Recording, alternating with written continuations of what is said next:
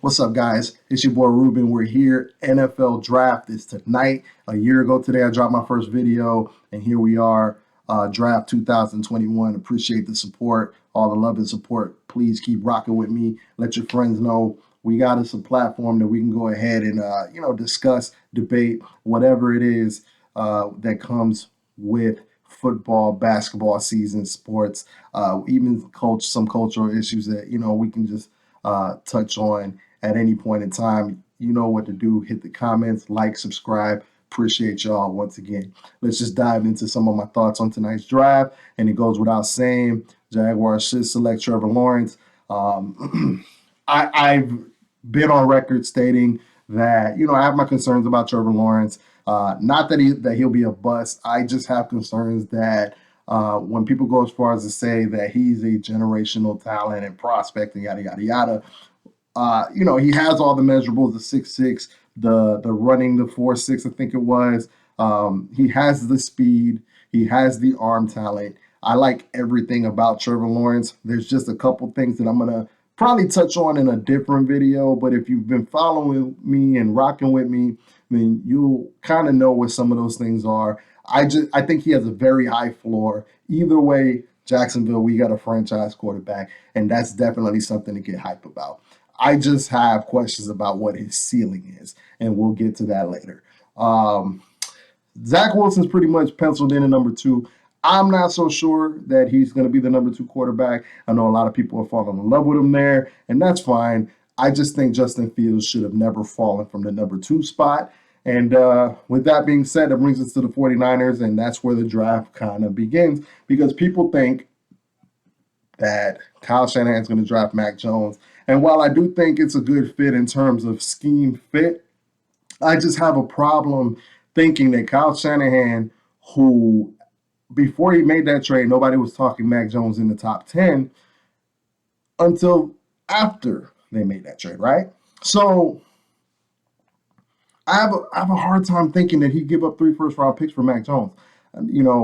I think, this is my opinion, that he took a look at maybe Andy Reid, another offensive-minded genius. And I would like to think that he probably thinks that he, is on that level, right? So you can take the polished guy that he's going to do what I tell him to do, but is that, going to take you to the next level? It very well could. But when you look at Patrick Mahomes and what he's done with Andy Reid, you can't help but think, you know what? He's probably got Jimmy G for a good year. And you got this kid, this wild card, Trey Lance, and you got to think, Trey Lance looks really good, y'all. Like, what could he do under my tutelage? And I think that Kyle Shanahan has that kind of mindset. So I'm not going to be surprised if you see a Trey Lance or Justin Fields there at 3. I can't get with the Mac Jones, guys. I'm sorry. I don't believe it. I don't believe it. So if you put a gun in my head, I'm going to go with Trey Lance. And that's only because Trey Lance he's moldable clay. Justin Fields has some things that he needs to work on. I'm not sure West Coast system is necessarily his best system, which he should figure out anyway, because that's pretty much the way of the NFL these days. But that's just my thoughts. You guys know my draft crush is Kyle Pitts. Other guys I really like, I really love Caleb Farley, which brings us to the Cowboys at 10. I'm actually thinking we're going to trade down, because I think with the run on quarterbacks in the top 10, some people are going to trade into the top 10 and you can see 5 quarterbacks go in the top 10. And I think it's going to put the Cowboys in a situation where they're going to have their choice of several elite defensive talents.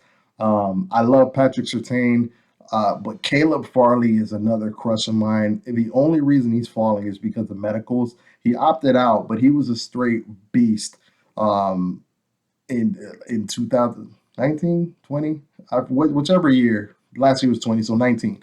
He was a monster. He is such a fluid athlete, 6'2", 205, 207. This is the kind of guy that can end up being a Jalen Ramsey type of player. Patrick Surtain, for all, how much I love him, and I was a big fan of his pops when he played for Miami, he's so technically sound that you got to wonder what his ceiling is. Is this as good as he's going to get? Is he going to improve?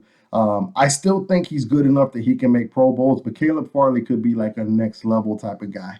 Now, unfortunately, I think 10 is too high, to take the gamble.